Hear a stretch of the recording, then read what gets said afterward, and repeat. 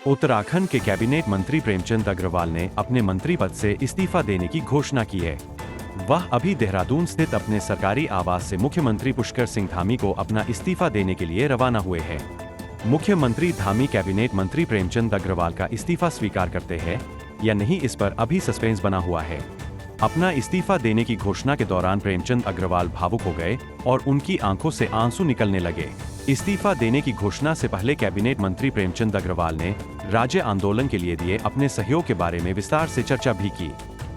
बाद ये स्थिति आई कि शायद जहाँ तक मुझे ध्यान आ रहा है कि उस समय डीएम थे राकेश बहादुर, शायद वो मुझे बर्दाश्त नहीं कर पा रहे थे, क्योंकि आंदोलनकारी और एक जिसे कहते हैं कि क्या भाषा बोलेंगे, जिसे बहुत तेज उग्र आंदोलनकारी था मैं, और उन लोगों की निगाह में, प्रशासनिक निगाह में हम खटकते थे।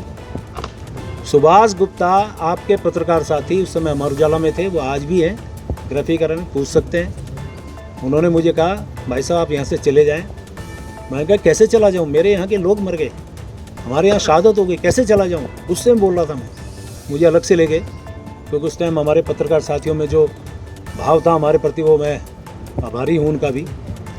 उन्होंने मुझे अलग ले जाकर कहा कि आपको पुलिस से एनकाउंटर कर सकती है या फिर आपके खिलाफ एनएसए लगा सकती है, इसलिए आप चले जाइए, मैं आपसे हाथ जोड़ रहा हूँ।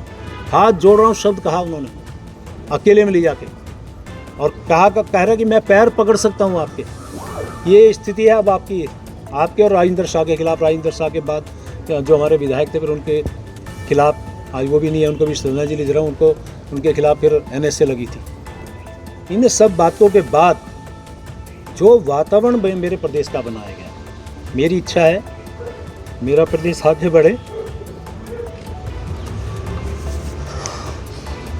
मैं इस प्रदेश को आगे बढ़ाने में मेरे से जो योगदान, जो मेरा हो सकता है, मैं देने को तैयार हूँ।